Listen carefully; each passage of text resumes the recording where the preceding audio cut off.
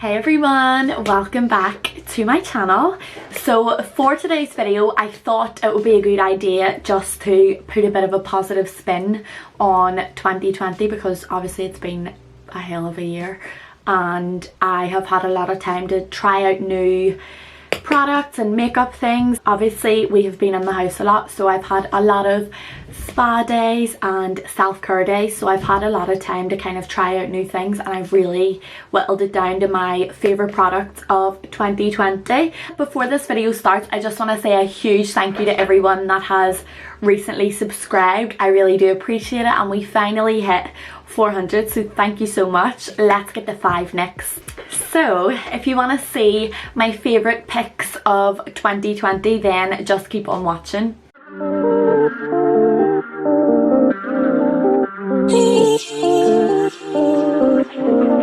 So to begin with, I am going to start off with skincare.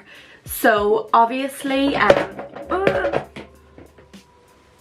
sorry if my camera's moved position a bit, we're having a lot of technical difficulties today. But yeah, I'm gonna begin with my top 3 skincare picks of 2020. The first item is the Body Shop. This is their chamomile cleansing balm. So if you've watched my previous skincare routine, I was really into the Clinique cleansing balm, and then I heard about this one. It's literally like half the price. It's very similar ingredients and it's a chamomile cleansing balm, so it's for more sensitive skin, so I feel like it's a bit more gentle. I also researched that apparently the Clinique one has polyethylene in it, which is like really bad for the environment because you're like washing, it's basically like a form of plastic and you're washing it down the sink, whereas I don't believe, I couldn't see polyethylene on their ingredients list. For me it feels like the exact same product when you're using it. So yeah, that will be my first skincare pick of 2020. Number 2 is the Night Repair. Now this is my mummy's one. I am completely finished mine, so I have to buy another one, but I got her this for Christmas and she's obsessed with it now as well. Like literally anyone that uses it just becomes converted. So it's the Advanced Night Repair Serum. This I feel like just completely like changed the finish of my skin when I'm doing like my nighttime skincare routine. So I would put this on before my moisturizer and it just completely like, I don't know, it just smooths the skin. It kind of shrinks my pores. I know that's not possible, but it does like make the appearance of my pores less. It is a repair cream, so it's obviously going to help repair. Like I have a lot of breakouts and things and scarring, so it does help repair that. It is more on the pricey side, but I really think this is worth it. This would be probably my number 1 pick of 2020 altogether. And then my last one, I've only recently discovered this, like I've been using it for the past month now. It is the, I don't know if I'm pronouncing this right, I think it's the Maison Multifunction Formula Snail Repair Eye Cream. I watched a video on YouTube and it was the top 10 Korean skincare products and this was ranked really high, so I ordered this off Yes Style, which is like it's a website that stocks all Korean skincare. Korean skincare is literally like the best that you can get, so I thought I would try this. I was looking for a really nice eye cream. It's huge as well, so this is going to literally last me for about a year, and I think it was only like £6 or £7, but when you're putting it on it just feels so luxurious. I have a lot of issues with like my concealer creasing and things like that, and I feel like it has helped. So yeah, now I'm going to move on to the makeup side of things. The makeup was so hard to pick 3. I had like 5 lined out and I literally couldn't whittle it down, but I tried. So this one, this is the Charlotte Tilbury Airbrush Flawless Finish Powder. I have it in number 1. This is literally like airbrush in a powder.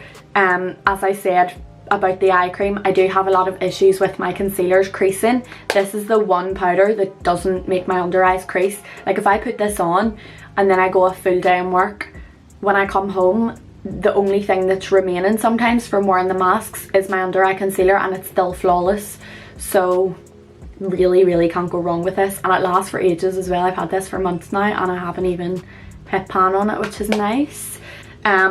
Number 2, I discovered this. I found a few bottles of this in TK Maxx and it was reduced to like £4, but you can obviously just get this in Boots and Superdrug as well. It's the L'Oreal True Match. I have this on right now. I have shade 6.5N Desert. I just really love how blendable this is. Like when you're just putting it on, it literally just smooths over the skin. It has really good coverage in it too. I was kind of late on the bandwagon. I've seen a lot of people using this and I was more of like a Maybelline Fit Me type girl, but I have grown to love this foundation so much. The final makeup product, although I couldn't choose for the life of me, but this is definitely a good pick. So my favourite gloss ever. I wouldn't even say this is favourite gloss of 2020. Like I've had this for about, I think I've had this for nearly like 2 years now and it's still nowhere near done. And I use this on every night out. So it is the Fenty Beauty gloss. This is in the shade Fenty Glow. I just feel like this colour is the best for me. I know they've brought out so many more shades and I'm dying to try them as well. And it smells so nice. I hate like sticky glosses and things, so it's just really smooth and yeah, it's just an all-rounder amazing gloss. Now I'm gonna move on to fragrance. So yeah, I don't know what it is. I wasn't always into fragrance. Like I obviously liked wearing perfume and I always wore it, but I wasn't really that like picky. Whereas this year, I think it's because I've had like a lot of time on my hands, I have kind of been like trying and testing a lot of new perfumes out and I just want to have like my own scent. So my number one, especially for winter, like the past few months, it's been a really good scent for me. So it's the Jo Malone. So this is the Myrrh and Tonka one. This smell, like I don't know how to describe it. Yeah, this is like my winter scent. I'm constantly going to be wearing this now. It's Myrrh and Tonka, so it's like tonka bean. If you've ever smelled that, it's kind of like a musky, but it's still like a sweet musk. If you want to know what I smell like, it's this all the time. So the next one is the YSL Libre, or Libre, whatever way you pronounce it. It's the Dua Lipa collaboration with YSL, but like how pretty is that bottle as well? It's just so pretty to sit on your vanity.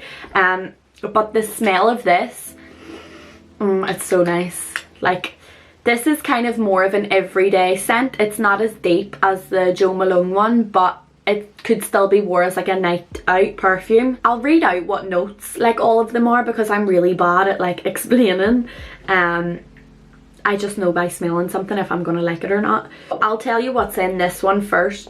So Libre's notes, so the top notes are mandarin oil, so it's like kind of orangey, like citrus, and then the middle notes are jasmine, lavender oil and orange flower again, and then the base notes are vanilla, cedarwood and musk. So yeah, it's kind of similar in the way that it's musky, but it still has like sweetness to it. Notes in this one is lavender as well. Middle note is tonka bean, vanilla and almond.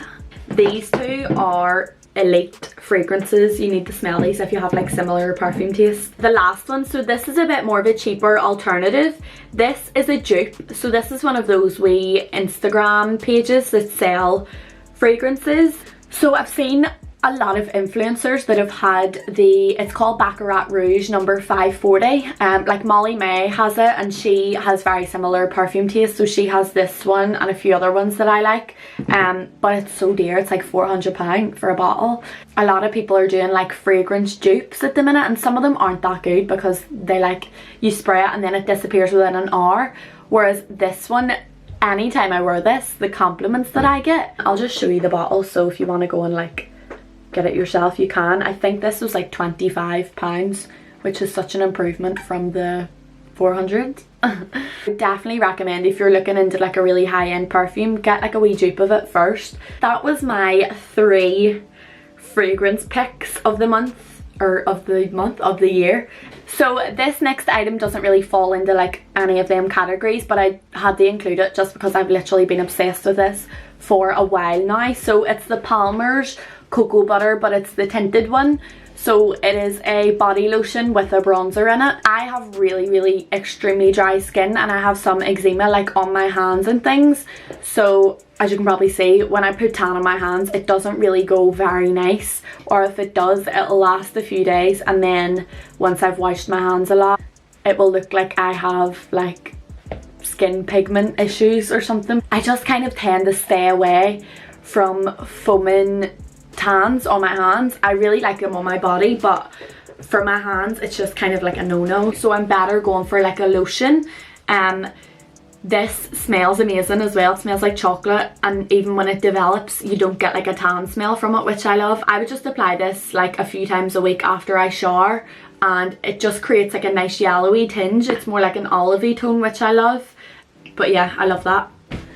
So that's all my beauty related 2020 favourites. I thought I would change it up a bit now and kind of share with you my more personal 2020 favourites. So starting off with songs, I'm going to go on my, do you know that playlist that Spotify makes for you? My top song of 2020 this year was Advice by Cadet and Dino. That is a tune. I didn't stop playing this for months on end. It was kind of an issue.